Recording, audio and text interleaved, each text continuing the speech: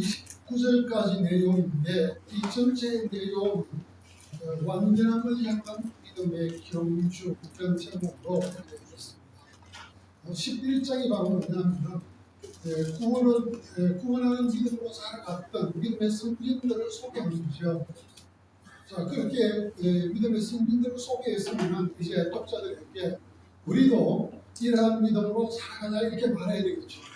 그게 바로 12장의 내용입니다.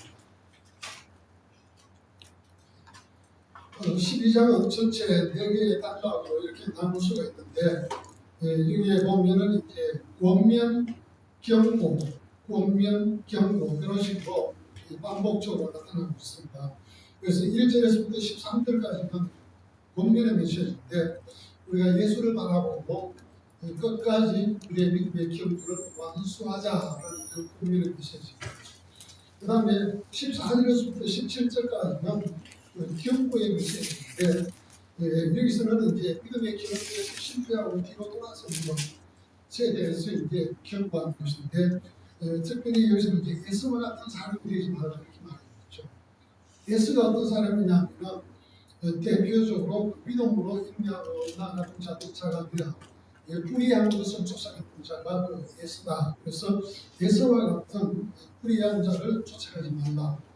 경고의 메시지가 있고 그 다음에 18절에서 24절까지는 그리스도인의 영적 정체성을 기억하라는 것입니다. 그리스도인들이 우리 자신의 그 영적 신분이 어떤 것인지 정확하게 기억을 해야 된다는 거죠.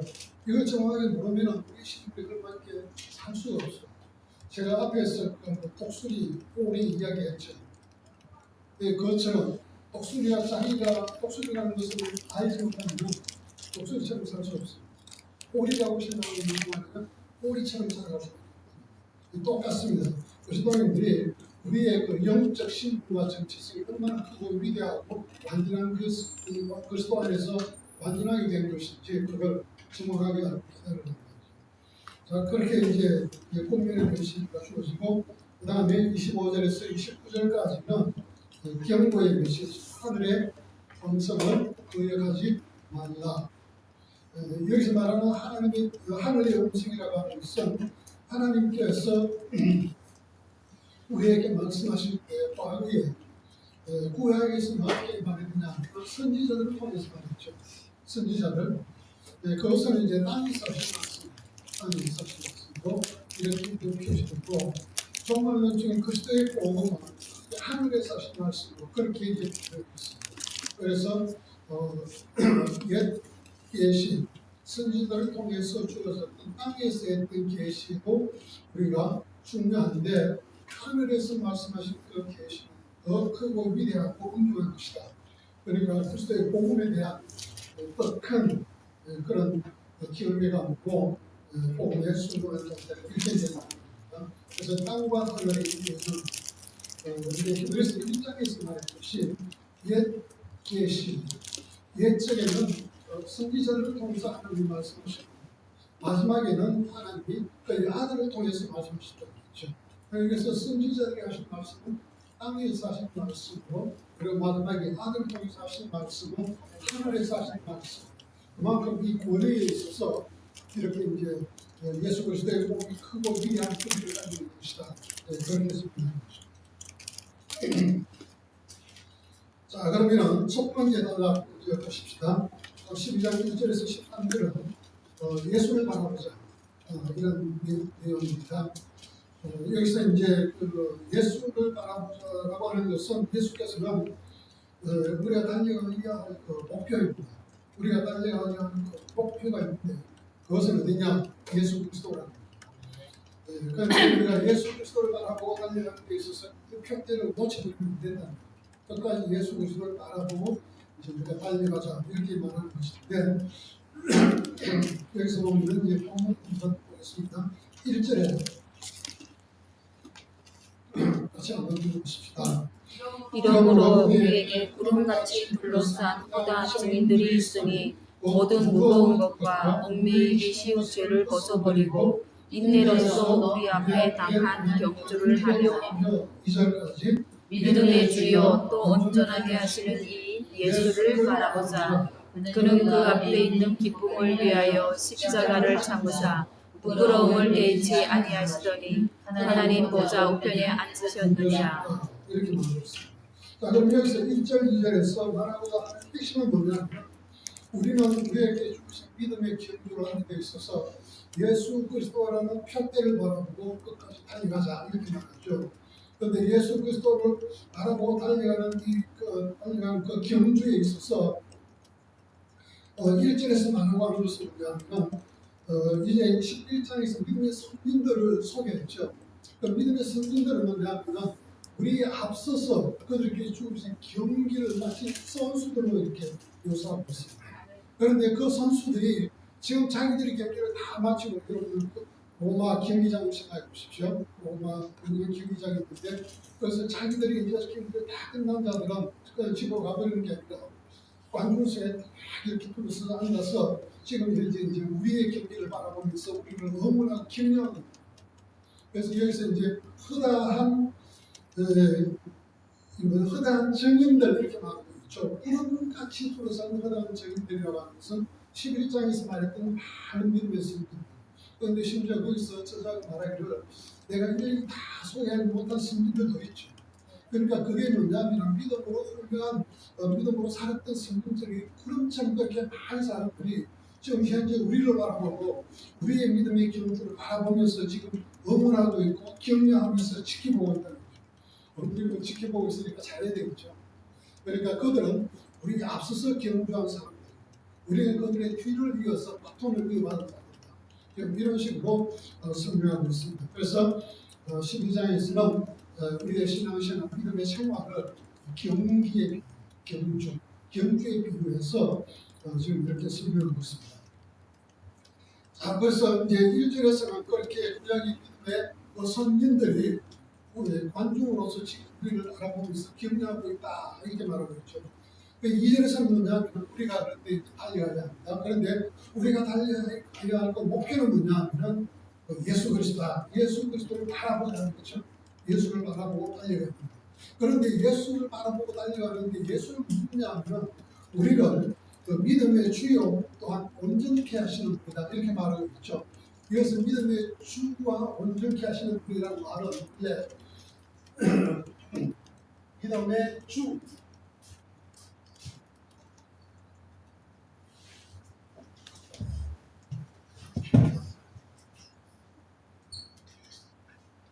예수께서는 우리의 믿음의 주가 되신다. 그런데 이게 주가 이 단어입니다. 알케포스 여기서 뭐냐면 시작이라는 것입니다. 시작.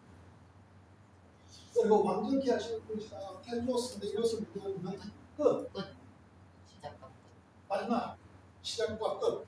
그러니까 요한계시록 보면 하나님은 어떤 분이라고 알파와 오메가 시작과 끝, 처음과 나중에 되시는 분이라고 했죠.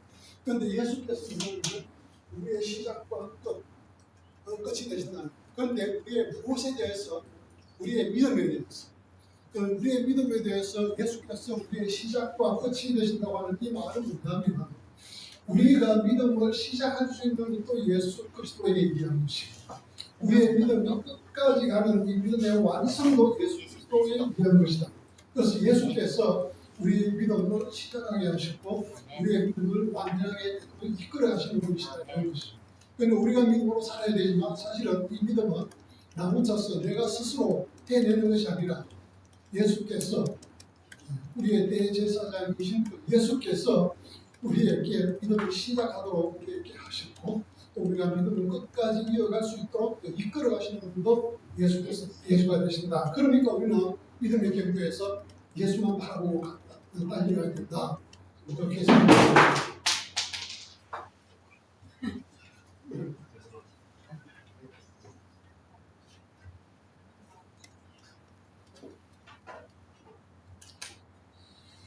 자, 그 다음에 2절에 보면은 예수께서 그렇게 우리의 믿음의 시작이고 또 완전하게 하시는 예수를 바라보자. 그리고 그는 그 앞에 있는 기쁨을 위하여 십자가를 참아서 부끄러움을 잃지 아니하시더니 하나님 보좌 앞에 앉으셨다 이렇게 말했죠. 그럼 여기서 예수께서 우리 앞서서 먼저 믿음의 경주를 달려가신 분으로 소개하고 있죠. 예수께서는 어떤 식으로 믿음의 경주를 달려갔느냐 하면 그는 그 앞에 있는 기쁨을 위하여 십자가를 참고 부끄러움을 개의치 않았다. 이 십자가의 고난과 또 수치를 개의치 않았다. 아무렇지 않고 대수롭지 않게 생각했다. 왜 그랬죠? 예수께서 십자가의 수치를 대수롭지 않게 생각했던 것은 뭐냐면 그 앞에 있는 기쁨이라고 그랬죠. 무엇을 위해서? 이것은 예수께 주어질 그 부활의 그 하나님 보좌 앞에 들어가는 것을 가리켜서 그 앞에 있는 기쁨으로 묘사했는데 예수께서는 하나님 보좌 앞에 올라가신 그것을 바라보면서 십자가의 고난을 아무렇지도 않게 대수롭지 않게 다 받으셨던 거예요. 이것은 뭡니까? 보이지 않는 하나님의 그 약속을 바라보고 살았던 그 구약의 위인들은 그런 믿음으로 살았죠.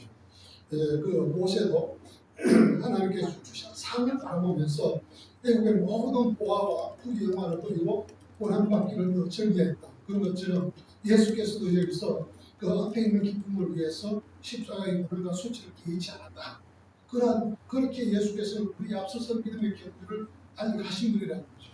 그런데 우리는 그렇게 우리 앞에 가신 그 예수를 바라보면서 예수께서 하셨던 것처럼 똑같이 우리도 그렇게 경주를 해야 된다. 이렇게 말하고 있습니다. 자, 그 다음 3절에 보면은 너희가 피곤하여 낙심하지 않기 위하여 죄인들이 이같이 자기에게 의역한 일을 참으신 일을 생각하라. 자, 그럼 여기에서 3절에서 말하는 내용은 뭐냐면은 예수를 생각하라는 거죠. 예수를 왜 생각을 해야 되느냐 하면 우리가 낙심하지 않기 위해서, 피곤해서 낙심하지 않기 위해서 예수를 생각해야 됩니다. 우리가 믿음의 경주를 하는 데 있어서 여러분 기억해 보십시오. 마라톤이든지 단축 마라톤이든지 저는 중간에 제일 싫어하는 운동이 달리기. 하여튼 달리기는 너무 싫어요. 너무 힘들어요. 어릴 때부터 저는 달리기를 싫어했습니다. 그런데 달리기 할 때 얼마나 힘들고 그렇지 않습니까? 근데 힘들고 지치고 피곤한데 근데 이 달리기를 하다가 피곤하고 지쳐서 낙심해서 그만둬버리고 싶은 심정이 있죠. 저는 그걸 너무 잘해요. 그런데 그렇게 낙심해서 피곤하고 낙심해서 포기하고 싶은 것인데 그런데 이렇게 하지 않도록 그렇게 낙심하고 포기하지 않기 위해서 어떻게 해야 되냐? 이렇게 죄인들을 이같이 자기에게 거역한 일을 참으신 이이신가. 그러니까 예수 그리스도를 생각하는 거죠. 그러니까 예수 그리스도께서 어떻게 하셨습니까? 자기들을 거역한 이들을 끝까지 참으셨죠. 그렇게 한 것을 보고 그럼 이것은 우리가 세상에서 보통 이제 언제 낙심하느냐 하면 우리가 인간적으로 생각하면 세상에서 좋은 일을 하면 칭찬받아야 되죠. 나쁜 일을 하면 혼나야 되죠. 그런데 좋은 일을 하고 욕을 나오는 거예요. 그러면 진짜 속상하죠. 그 좋은 일을 하고 욕을 보면 계속하기 힘들잖아요. 낙심하죠. 실망하고 낙심하고 짜증하고 그냥 나쁜 짓을 해서 욕을 먹는 걸 그냥 달게 받을 수 있어요. 그죠? 달게 받을 수 있어요. 그런데 좋은 일을 하고 욕을 먹는 거에 실망스럽죠. 낙심하죠. 그런데 이렇게 되지 말라는 거죠. 이렇게 되지 않기 위해서는 그걸 예수를 생각해야 합니다. 예수께서 먼저 그런 길을 걸어가셨다는 거예요. 그러니까 그런 길을 걸어가시는 그 예수를 바라보면서 실망하지 말고 낙심하지 말고 끝까지 인내하면서 경주를 하라 이렇게 말하고 있습니다. 4절에 보면은 너희가 죄와 싸우되 아직 피 흘리기까지는 대항하지 아니하였다 이렇게 말하죠. 자, 여기서 이제 죄와 싸운다는 것은 이건 뭐냐면 우리의 믿음의 경주가 결국은 뭐냐면 죄와의 투쟁을 통해서 죄를 극복하고 하나님의 뜻을 행하는 자로 살아가는 것이 우리의 믿음의 여정이지 않습니까? 우리의 믿음의 여정, 믿음의 경주라고 하는 것은 항상 죄와 투쟁하는 겁니다. 죄와 다투어서 싸우는 겁니다. 그런데 이런 그 죄와의 그 투쟁에서 아직까지 피 흘리기까지는 내려가지 않았다는 이 말은 조금 더 열심을 해라 이 말이에요. 그리고 죽을 때까지 하라 이 말이에요. 조금 안 그래도 힘드는데 그냥 죽을 때까지 해 이 말이에요. 이 말은 뭐냐면 앞에서 읽던 믿음의 성인들 중에서 순교자적인 그런 믿음으로 사는 자들이 있죠. 그런 믿음으로 살아야 됩니다. 우리가 세상에서 믿음으로 살아갈 때 때로는 믿음으로 훌륭한 일을 하고 그렇게 해서 우리가 정말 하나님께 칭찬받을 이런 일도 할 수는 있지만 때로는 핍박을 당해서 이렇게 죽을 수도 있다. 그런데 핍박을 받아서 죽을지언정 믿음을 포기하지 않는다. 그 말입니다. 그래서 왜 지금 독자들이 이런 말을 하느냐 하면 히브리서 독자들 중에서는 믿음으로 지금까지 잘 달려왔는데 핍박 때문에 어떤 사람들이 믿음을 포기하는 자들이 생겨나기 시작합니다. 어떤 사람들입니까? 10장에서 말했듯이 모이기를 피하는 어떤 사람들의 습관 쫓아가지 말라 그랬죠. 이런 사람들. 이런 사람들이 뭐냐면 조금 더 싸워서 죽기까지 싸워야 되는데 싸워보다가 좀 힘드니까 포기하는 거죠. 그렇게 하면 안 되고 죽기까지 끝까지 믿음의 투쟁을 포기하지 말라. 그걸 교했습니다.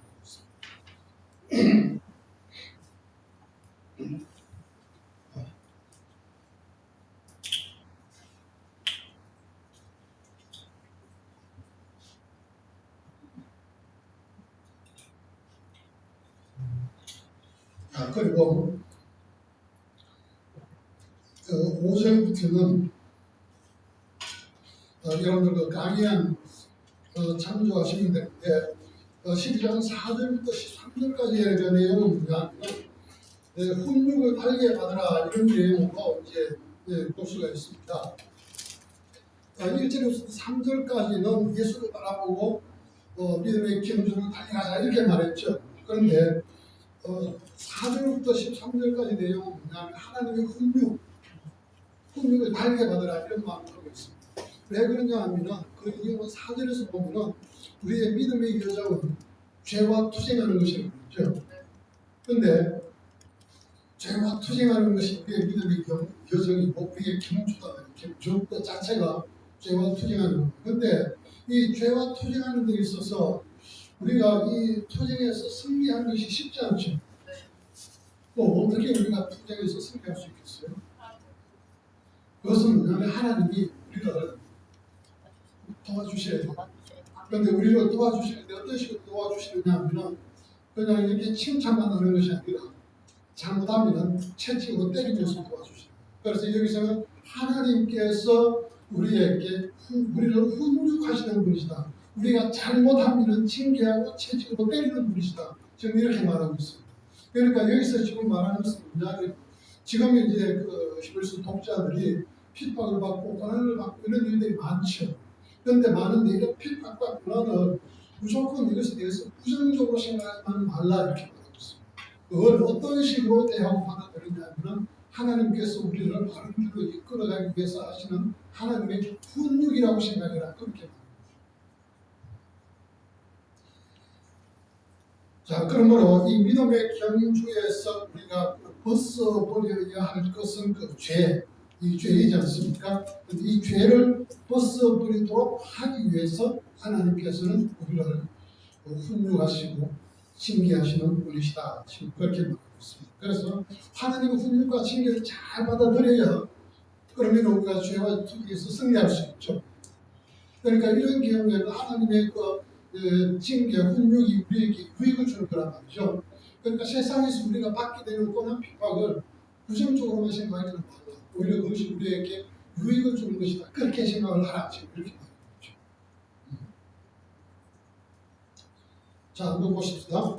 5절에 보면은 또 아들들에게 구하는 것 같이 너희에게 은밀하신 말씀을 잊었도다. 일렀으되 내 아들아 주의 정죄하심을 경히 여기지 말며 그에게 꾸지람을 받을 때에 낙심하지 말라. 주께서 그 사랑하는 자를 정죄하시고 그가 받아들이는 아들마다 채찍질 하심이라 이렇게 말하고 있습니다. 자, 그럼 여기서 이제 구약의 말씀을 인용을 하고 있죠. 이 인용이 뭐냐면은 그 잠언의 내용입니다. 잠언 3장 11절에서 12절의 내용을 지금 인용하고 있죠. 그런데 그 11절의 내용이 뭐냐면은 잠언에서 이렇게 말하고 있습니다. 내 아들아 주의 징계하심을 기울여 여기지 말라. 그리고 그에게 꾸지람을 받을 때 낙심하지 말라. 왜냐하면 주께서 사랑하시는 자를 징계하시고 그 아들을 받아들이는 아들마다 즉 사랑하는 아들마다 채찍질을 하신다 이렇게 말하고 있습니다. 그러므로 만약에 그 부모가 자식에게 징계도 하지 않고 사랑하지도 채찍질도 하지 않고 징계도 하지 않으면 그러면 그 아들을 사랑하지 않는다는 것이에요. 하나님은 사랑하는 자를 징계하신다 이렇게 말하는 거죠. 자, 그러니까 우리가 세상에서 믿음으로 살아가다가 받게 되는 여러 가지 핍박, 고난을 이런 것들을 대하는 우리의 태도에 있어서 약간 일종의 발상의 전환을 하는 이렇게 말하는 거죠. 그냥 핍박을 억울하게만 생각하지 말고 하나님 앞에 기뻐할 때 왜 하나님 나 이렇게 하십니까? 내 열심히 믿음으로 살았는데 이러면서 한탄하지 말고 오히려 그것을 하나님께서 우리를 바른 길로 인도하시고 훈육이라고 생각하고 기꺼이 받아들이라. 이렇게 이제 무슨 쉽지 않죠. 쉽지 않죠. 쉽지 않아요. 쉽지 맞아, 사람 알아. 쉽지 않아요. 그러니까 쉽지 않으니까 뭐라고 그랬어요? 피 흘리기까지 사고는 안 한다고 그랬잖아요. 쉽지 않은 거 맞아요. 저 사람이 뭐래요? 쉽지 않으니까 어느 정도로 각오하고 징계를 받아들여야 돼? 피 흘릴 각오하고 그렇게 하라. 그러니까 어차피 우리가 이 세상에서 살아가는 그 믿음의 여정이라고 하는 것이 지금은 우리가 좋죠. 지금은 우리가 그런 핍박을 안 받잖아요. 네? 그런데 우리가 일제시대 때만 하더라도 이런 핍박을 받으면서 신앙 생활을 했어요. 어떤 우리 믿음의 승리들 우리 다 그렇게 신앙 생활을 했었어요. 여러분들도 일제시대 때 그 동방요배 그런 거 아시죠? 네. 동방요배 일제가 교회에 들어와가지고 경찰들이 들어와가지고 동쪽에 가면 바로 누가 있냐면 일본의 청왕이 있는데 일본 청왕을 해서 먼저 경배하고 그 다음에 하나님께 예배드리라 이렇게 했다. 그렇게 하나님 가운데 내려와가지고 고문하고 죽이고 그렇게 해서 많은 우리 믿음의 성도들이 옥고에서 고문당해서 죽고 그렇게 했습니다. 대표적으로 어떤 분들을 여러분들 알고 있어요? 주기철 목사님, 중국 선교사 주기철 목사님, 그런 분들, 손장원 목사님, 그런 분들도 있고 이런 분들이 다 뭡니까? 죽기까지, 피 흘리기까지 믿음에 투쟁했던 사람들이다. 지금 현재 우리가 그렇게는 당하고 있지는 않죠. 그런 비판받지 않습니다. 우리 지금 신앙의 자유가 있잖아요. 얼마나 좋아요.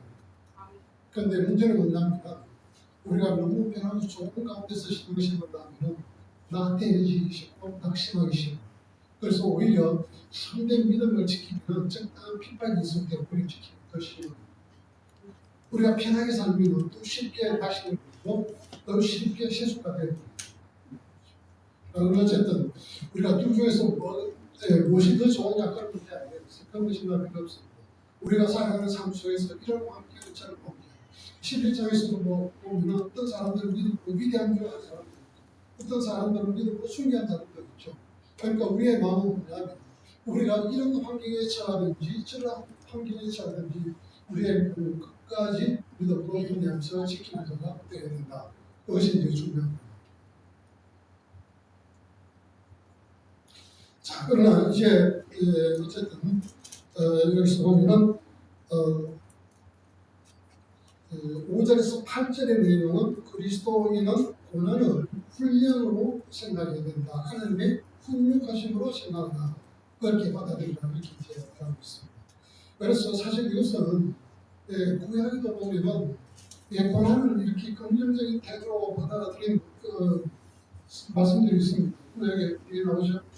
고난받는 것이 내게 유익이라 내가 이로써 주의 뜻을 깨달았다. 그렇게 말하고 있지 않습니까? 그러니까 고난받는 것을 항상 부정적으로 생각할 필요는 없어요. 오히려 우리의 믿음을 안배시키고 정면하는 그런 과정으로 생각하고 긍정적으로 생각하고 받아들일 수 있는 그 자세가 필요합니다. 자, 그 다음에 9절에 보면은 또 우리 육신의 아버지가 우리를 징계하여 공경하여 하물며 모든 영의 아버지께도 복종하여 살리하지 않겠느냐 이렇게 말하죠. 그럼 여기서 이제 아버지의 징계에 대해서 우리가 긍정적으로 생각해라 이렇게 말하면서 육신의 아버지에 대해서 이제 비유해서 설명하고 있습니다. 우리가 보통 이제 생산적으로 아주 건강히 인간성이 나쁜 못된 자식이 아니고 그냥 보통 상적으로 정상적으로 생각할 때 아버지가 꾸지람을 하고 책망하고 그러면 자식들이 잘못했습니다 그러고 치고 받아들이고 훈육을 받아들이죠. 그 우리 육신의 아버지가 우리를 혼내고 매를 때리고 그렇게 하더라도 잘못했습니다 그러고 그거 받아들인단 말이죠. 그런데 영의 아버지가 우리에게 그렇게 하시면 얼마나 더 그렇게 해야 됩니다. 그런데 왜 우리가 피부를 당할 때 하나님께서 우리에게 훈육을 시작하지 않고 그것에 대해서 실망하고 좌절하고 하나님 원망하고 왜 그렇게 하느냐, 왜 그렇게 하는 건가.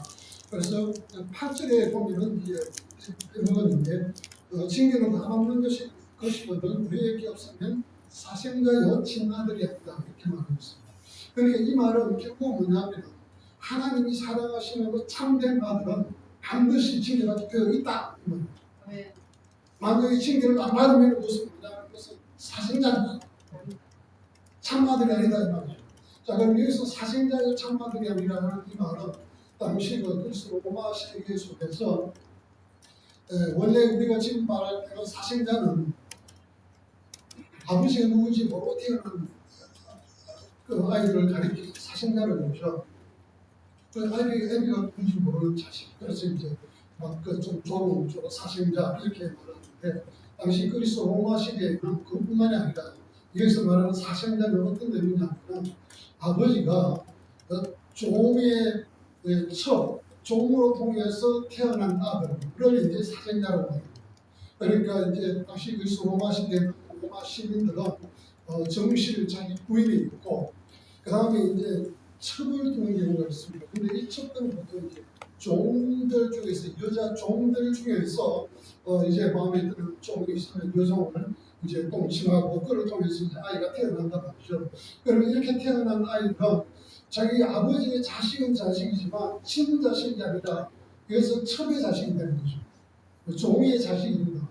그러니까 이런 자식들은 그 정당한 로마 시민권이 주어지지 않습니다. 로마 시민권이 정신 부인으로 통해서 이제 난 아이들이 정당한 로마 시민이 되어가지고 이들에게 로마의 모든 권력이라든지 재산 유산이라든지 다 이렇게 받아들일 수 있는 권한이 있고 이 사생자, 이 첩의 자식에게는 그런 혜택이 주어지지 않습니다. 그런데 여기서 이제 당시 로마에서 여러분들이 이 친자식들을 얼마나 강하게 교육시켰냐면 여러분 스파르타식 교육 이런 걸 들어봤죠? 네. 스파르타식 교육 파이데이아라는 여기서는 이제 파이데이아라는 이런 단어를 사용해서 징계로 설명하고 있습니다. 그런데 스파르타 파이데이아 이런 교육은 뭐냐면 아이들에게 로마 시민으로 정상 시민으로 태어난 아이들에게 아주 강하게 교육을 시켰습니다. 근데 왜 그렇게 강하게 교육시켰냐면 로마 시민 숫자는 적고 이 정복한 그 식민지는 너무 큰 거예요. 그러니까 로마 시민 하나가 숫자로 말하면 종 10명을 통제하고 다스려야 됩니다. 자 그렇게 이러다 보니까 비리비리한 로마 시민이 종을 다스릴 수 없어요. 반란을 일으키고 잘못하면 맞아주고 그러니까 로마 시민들은 반드시 이런 그 시민들을 지배하고 다스리고 통제할 수 있도록 아주 강력한 전사로 길러내는 훈련을 그렇게 했단 말이죠. 그런데 그걸 지금 여기서 말하고 있습니다. 그런데 그렇게 이제 로마 시민에게는 앞으로 로마 시민으로서의 혜택과 권력 이런 것들이 주어지게 되는데 그걸 감당할 만한 좀 강인한 이런 사람으로 훈련되지 않으면 그걸 못해요. 그러니까 그렇게 훈련하기 위해서 남자아이들뿐만 아니라 여자아이들도 훈련을 시켰습니다. 그래서 남자아이들은 7살, 8살만 되면 야생에 산에 밤에 혼자서 살아남아라 이런 것들도 시키고 여자아이들에게 심지어 로마 시민들의 아이를 확인해야 되잖아요. 그 시민지 종들을 엄청나게 만드시 로마적인 시민이 자꾸 죽어간단 말이죠. 그러니까 여자아이들에게는 아이를 잘 놓게 하기 위해서 체육을 시키고 체육. 그래서 원반 던지기 이런 체육을 통해서 여자아이들도 몸 건강하게 튼튼하게 발효시켜서 아이 많이 잘 놀 수 있도록 이렇게 이제 훈련시키고 그래서 그게 이제 당시에 그 로마 시민들을 위한 그런 교육이었습니다. 그런데 그 교육이 그렇게 혹독한 거래요. 힘든 거래요. 특히 남자아이들은 강한 전사로 힘들기 위해서 얼마나 힘든 것들을 받았는지 거기는 이제 육체적인 것뿐만 아니라 이게 이제 교양적인 그런 교육도 같이 받았는데 지금 여기서 말하는 게 보면 로마 신비로 이렇게 자라나는 게 만만한 것이 아니야. 이게 아주 혹독한 훈련 과정을 거쳐야 로마 신비로 성장할 수 있다 이 말이죠. 그런데 여기서 말하는 게 그걸 말하고 있어요. 네가 로마 신비로서의 권력과 부귀와 영광을 누리고 싶으냐? 그러면 네가 로마 시민답게 성장해야지. 로마 시민답게 성장하려 그러면은 네가 이런 훈련을 받아야 되지 이 말이야. 근데 이런 훈련을 사생자 천의 자식이 그렇게 주지 않습니다. 그리고 왜 로마 시민이 아닙니까? 그러니까 보세요. 여기서 이제 아들이 둘이 있습니다.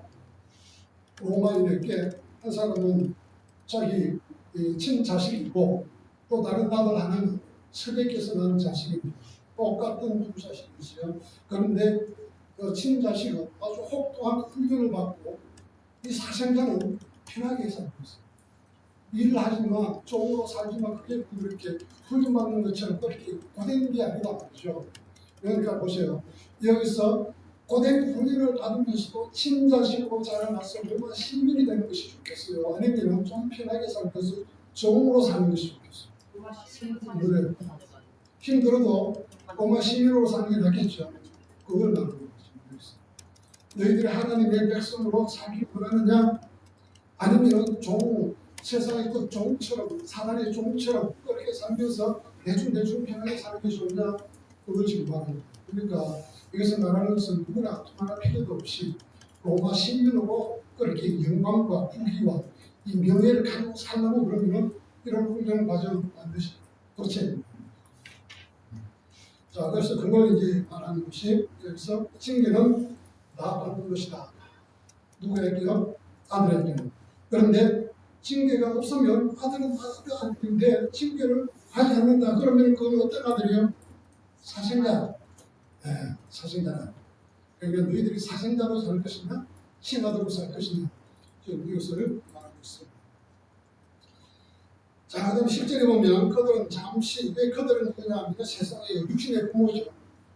육신의 부모는 잠시 자기의 뜻대로 우리를 징계하였거니와 오직 하나님은 우리의 유익을 위하여 그들은 그의 거룩에 참여하게 하시느니라. 세상의 부모들도 자식이 유익을 위해서 징계를 하긴 하지만 그것은 일시적이고 잠시 살아가는 육신에 관한 거죠.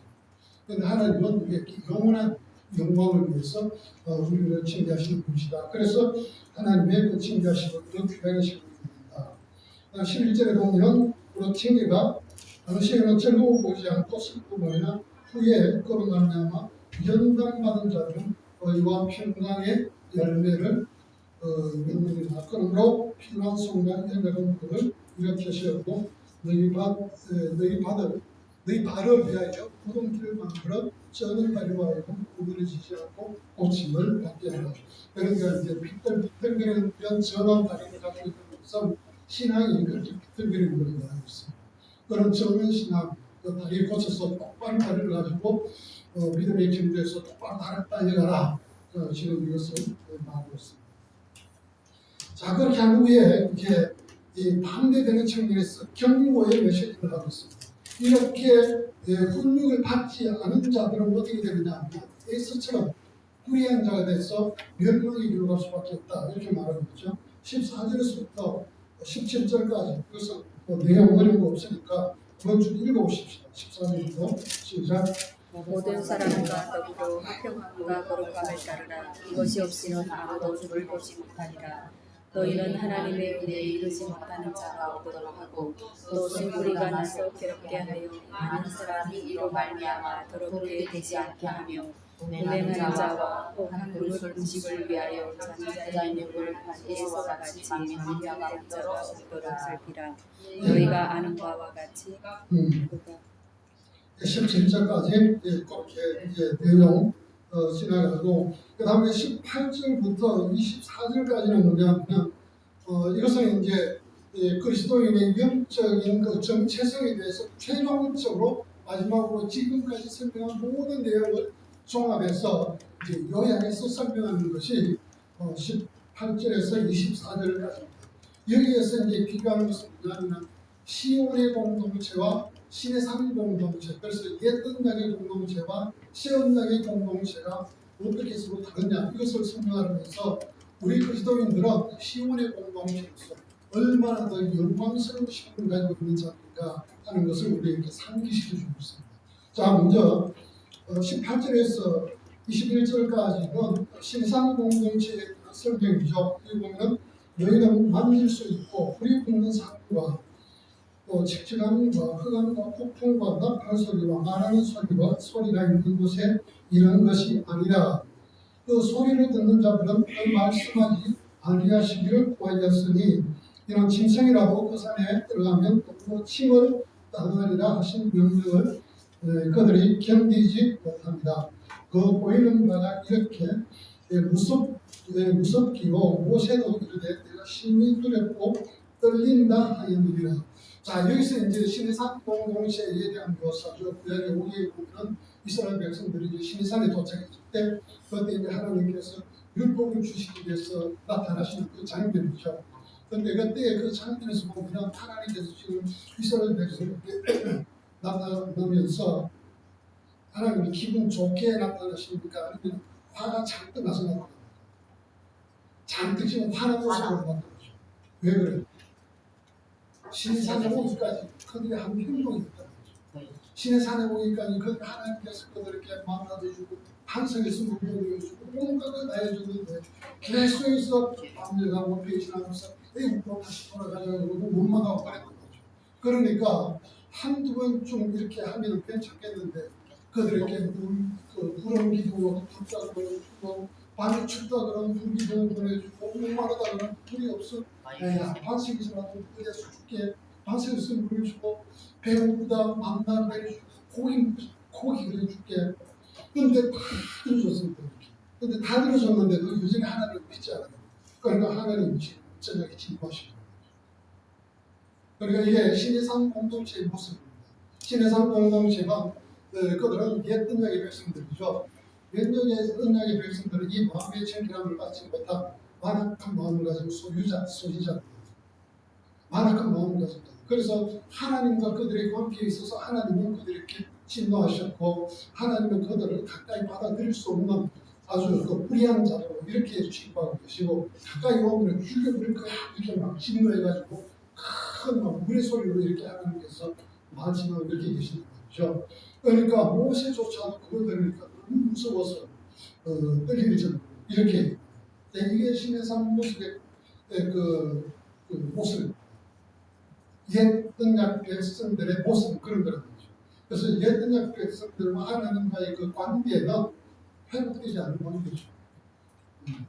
하나님은 그들을 향해서 진노하시고 그들은 늘 하나님 앞에 거역하고 하나님을 대적하기만 하는 자.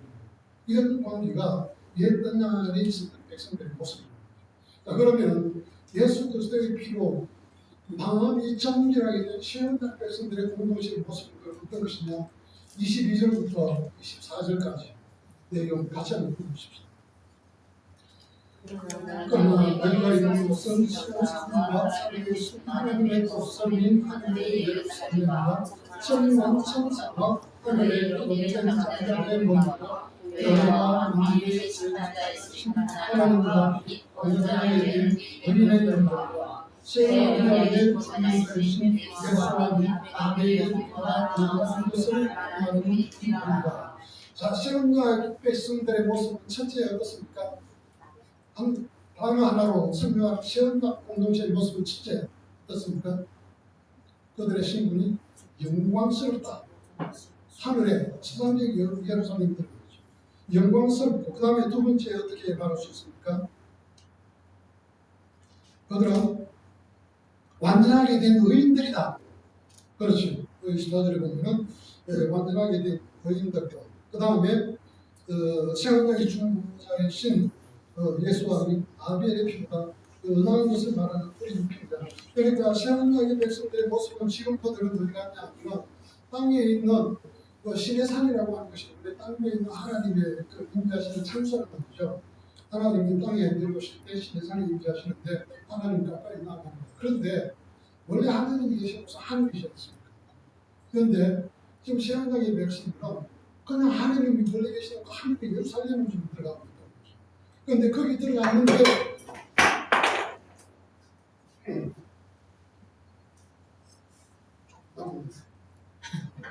근데 거기에 들어갔는데 하나님께서 지금 그들을 아주 이렇게 환영하고 있죠.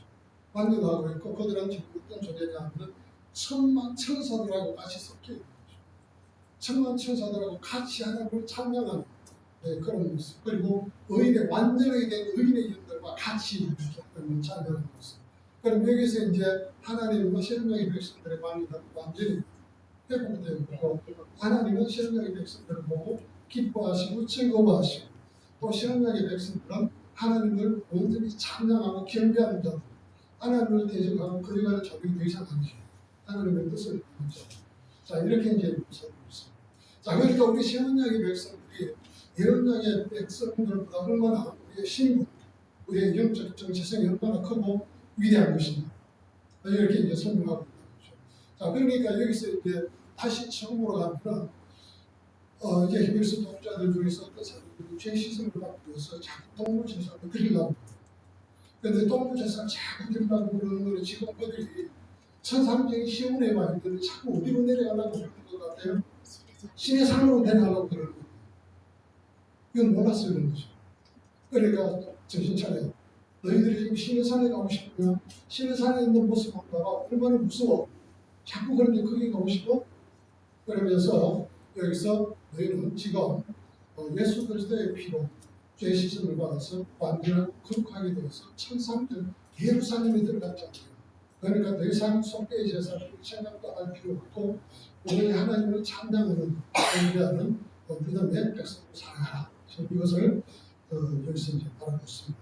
자, 이것은 이제 우리의 영적, 그리스도인의 영적 신분과 정체성에 대한 정확한 깨달음, 정확한 이해, 이것을 여기서 설명하고 있고, 이제 그 나머지 25절에서 29절은 이렇습니다.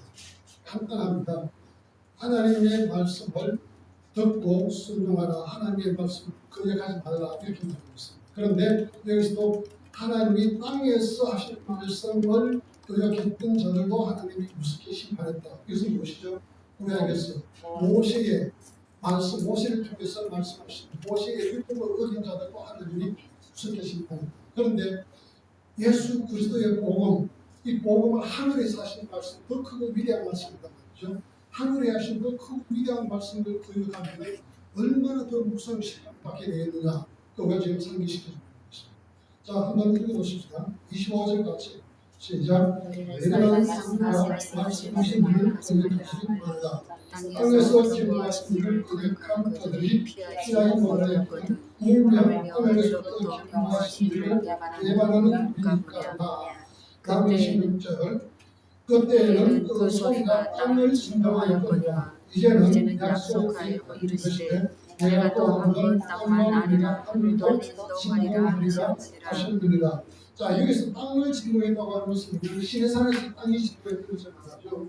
하나님의 진노하신 무서움을 나타내는데 마지막에 그 종말론적인 심판에서는 하나님이 하늘과 땅까지 진노시키는 것은 하나님의 그 무서우심이 더 크게 위대하게 나타날 것이라는 거죠.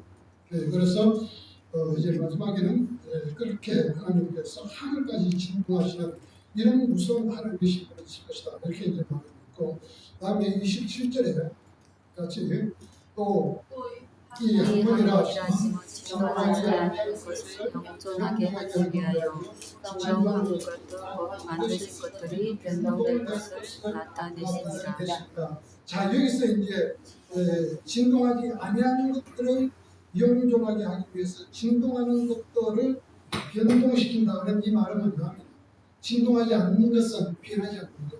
영원한 것, 종말론적인 하나님의 나라는 진동하지 않고 변하지 않는 것이죠. 그런데 땅에 있는 신의 산에 땅에 진동했고 또 이제 그 1차적으로 주어졌던 가나안의 안식이나 구약의 모형적인 그 모든 것들은 다 진동하는 것입니다. 흔들리는 것입니다. 흔들리고 진동하는 것은 사라지고 없어지고 흔들리지 않는 것만 꺾이는 것이다. 이렇게 말하는 거죠. 이것은 결국은 뭐냐면 모세의 율법 안에 있었던 같은 것들은 다 불완전하게 해서 진동하는 것이고 때가 되면 사라지는 것이다. 그렇게 말했죠. 그런데 그런 것들을 붙들지 말고 영원히 존재하는 것, 영접하는 것을 붙들고 붙들어라 이렇게 이제 지금 말하는 것이 27절의 내용입니다. 그러므로 28절 그러므로 우리가 흔들리지 않는 나라를 받았습니다. 여기서 흔들리지 않는 나라는 뭐죠? 22절에서 말했던 천상적인 예루살렘 11장에서 아브라함이 바라봤던 종말론적인 하나님의 족속 이것이 이제 흔들리지 않는 나라를 이제 말하는 것이죠. 자, 그러므로 은혜를 받자. 이로 말미암아 경건함과 두려움으로 하나님을 기쁘시게 섬길지니 하나님은 소민하는 분이시라. 마지막으로 말하는 것이 뭐냐면 우리가 하나님을 섬길 때 경건함과 두려움. 그래서 하나님에 대한 올바른 신앙은 뭐냐면 우리가 하나님의 은혜에 대해서 감사하는 것도 우리의 믿음이죠. 그런데 너무 하나님의 은혜 그리고 심판은 이제 없고 구원 받았고 더 이상 구원은 다른 남상이고 이렇게만 생각하다가 심판에 대한 두려움을 갖지 않습니다. 그러다 보니까 여기서 이제 뭐라고 말하느냐 하면 하나님에 대한 경건한 신앙은 무엇이냐면 심판하시는 하나님을 기억하고 두려워하는 거예요. 하나님과 두려워하는 신앙을 가지고 있어요. 자, 이것이 바로 뭐냐면 하나님을 기쁘시게 하는 경건한 신앙. 그래서 하나님을 경외하라 이렇게 말하는데 경외가 뭐죠? 경건한 마음과 동시에 두려워하는 마음 같이 가지고 있는 것이 하나님을 경외하는 믿음이다 신앙이다. 그래서 이제 마지막으로 독자들에게 하나님은 심판하시는 하나님으로 볼 때는 그렇게 무서운 하나님이시다. 그러니까 하나님을 두려워하면서 끝까지 믿음을 지키고 믿음을 배신하지 말라. 이것이 이제 마지막에 12장 내용입니다. 나머지 13장의 내용은 그냥 실천적인 권면들입니다. 실천적인 권면들이니까 별로 어려운 것이고 그래서 여러분들이 강의함과 그 본문을 이렇게 살펴보시면 충분히 이해하실 수가 있고 그래서 이것으로 통해서 이것을 다 강의한 걸로 그렇게 하겠습니다. 제가 좀 빨리빨리 이렇게 했지만 여러분들이 또 강의한 참고하시고 차분하게 한번 보시기 바랍니다. 자, 마지막으로 질문 수업 강의 다 끝내도록 하겠습니다. 질문 13장 17절 말씀 13장 17절 말씀 17절 무슨 설명을 할까요? 그게 공성하기를 자신들의 청산할 자인 것 이 같이 말에 13장에는 이제 실천적인 권면을 하면서 저자가 독자들에게 지도자에 대해서 설명을 하고 있습니다. 그런데 여기서 이제 나타나는 지도자는 두 종류의 지도자가 있습니다. 첫째는 뭐냐면 과거에 독자들에게 복음을 전했던 사도들, 그 과거의 지도자들이죠. 사도적 그룹에 있었던 그 과거의 지도자들. 그들이 어디냐면 13장 7절 보세요. 7절 한번 읽어보세요. 시작. 너희를 인도하는 자들에게 순종하고 복종하라. 그들은 너희의 영을 위하여 공성하기를 자신들이 칭찬할 자인 것 같이 하느니라. 그것은 17절이고 그냥 7절. 7절. 하나님의 말씀을 너희에게 이르고 너희를 인도하는 자신을 생각하며 그들의 지식의 말을 주의하려고 너희의 일을 권하라. 자, 이것은 뭐냐면 과거에 복음을 전해주었던 사도적 그룹에 있었던 그 지도자들을 말합니다. 그런데 그들에 대해서 말하면서 그들이 너에게 일러주었던 복음, 처음에 들었던 그 복음을 너희들 기억하라 이거 말하죠. 그 복음을 일러주고 또 인도했던 자들을 생각하고 그들의 행실의 결과는 뭐죠? 행실의 결과라는 말을 통해서 그들은 이미 인생을 다 살았던 사람. 그래서 지금은 없는 사람으로 이렇게 이제 간주하고 있습니다. 그러니까 과거의 지도자들이죠. 이 과거의 지도자들은 누구냐면 주로 바울을 비롯한 그 시대의 사도적 그룹에 있었던 그 지도자들. 그런데 그 지도자들을 생각하면서 그들의 가르침을 기억하라. 그리고 그들이 어떻게 살았던 건지를 생각하면서 본받으라 이렇게 말하죠. 과거의 지도자들이니까. 그런데 이번에 17절에는 보면 거기는 현재 지금 교회의 지도자들, 현재 지도자들에 대해서 설명을 하고 있습니다. 그런데 과거의 지도자들은 어떤 사람들이냐면 우리가 기억해야 할 대상입니다. 그들의 가르침을 기억하고 그들이 살아갔던 삶의 모습을 우리가 기억하고 공부해야 됩니다. 자, 그런데 현재 지도자들은 어떤 대상이냐면 현재 지도자들에게는 우리가 그들의 가르침을 순종해야 된다 이렇게 말하고 있죠. 그래서 17절 너희를 인도하는 자들에게 순종하고 복종하라. 왜 인도하는 자들에게 순종하고 복종해야 된다 하면 그들은 내 영혼을 위하여 경성하기를 자신들이 청산할 자인 것 같이 한다. 이렇게 말합니다.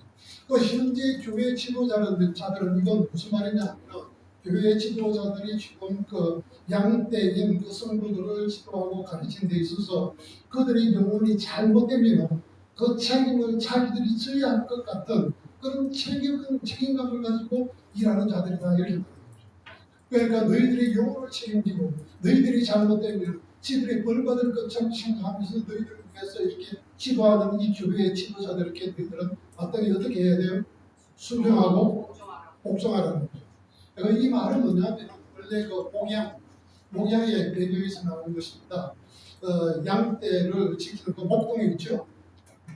주인이 목동에게 양떼를 맡겼는데 양떼를 잘 이렇게 관리해서 저기다 데리고 이렇게 했는데 만약에 이 목동이 양떼를 잘못 이렇게 관리해가지고 양떼가 몇 마리 뭐 이렇게 맹수에게 물려가버리고 잃어버렸다 그러면 그 책임 추궁을 받겠죠. 그럼 목동은 뭐냐 그 일자리를 잃든지 아니면 자기 잃어버려도 물어내든 어쨌든 책임을 져요. 그러니까 이게 그 목동들의 그 목양에 비교해서 지금 현재 교회를 다스리는 그 목자들이 대해서 설명하는데 이 목자들이 원래 그런 마음으로 양떼들을 돌보고 있다 이 말이죠. 그러니까 성도들은 양떼들이고 그들을 지금 돌보고 있는 목자들을 바라볼 때 그들에게 순종하고 복종해야 된다. 왜 그러냐면 그들이 그러한 책임감으로 우리를 지도하고 있기 때문에 우리는 그들을 존경하고 그들에게 순종하고 복종해라 하는 거죠. 그러니까 이것은 이제 여러분들이 교회의 그 양떼가 될 수도 있고 이제 목자가 될 수도 있는데 그건 어쨌든 간에 우리 목자는 이것이 이제 올바른 태도라는 거죠. 좀 그런 사건 같은 소리라고 하니까 꼭 그렇게 아니라 원래 하나님의 목자들은 다 이렇게 준비해요. 과거의 지도자들이 그렇게 했고 지금 현재 교회를 지도하는 그 교회 지도자들도 지금 이제 이런 마음으로 하나님 앞에서 그렇게 주어진 이 목약을 감당하고 있기 때문에 너희들이 그들에게 마땅히 순종하고 존경하고 복종하는 것이 마땅하다. 그렇게 말하고 있죠.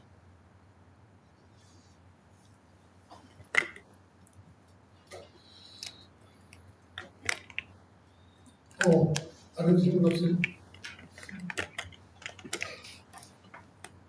자, 그러면은 다른 질문 없으면 그건 기도하고 마치십시오. 자비하신 하나님 아버지, 우리에게 복음을 주시고 이 복음을 통하여서 하나님께서 우리에게 주신 이 사명을 감당할 수 있도록 부르신 것을 감사합니다. 우리에게 주신 크고 위중한 이 사명을 감당하기 위해 우리는 힘이 부족하고 연약합니다. 우리의 대제의 사장이 되시고 목자가 되시는 주님께서 우리들을 붙들어 주시고 인도하셔서 하나님의 주신 사명 온전히 감당할 수 있도록 이끌어 주시옵소서. 날마다 때마다 우리에게 필요한 은혜를 주신 주 예수 그리스도를 신뢰하며 감사하며 예수 그리스도의 이름으로 기도드립니다. 정말 굉장히 깊이 있게 또 열성을 다해서 가르쳐 주셔서 정말 감사합니다. 박수 한번. 목사님 언제 또 배울지 모르겠는데 이쪽으로 좀 뒤에 서시고 옆에 앉아가지고 사진 한번 찍어야 돼요. 이쪽 뒤로 잠깐 오셔가지고 사진 찍고 목사님 여기 앉으시고 이쪽으로 들어가면 뒤에 현수막 나오게.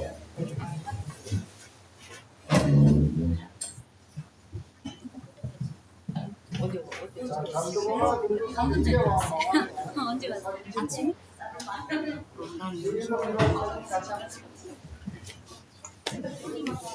녹음 좀 하고 내자가 입에서 사진 안 찍고 빨리 부탁 없어요.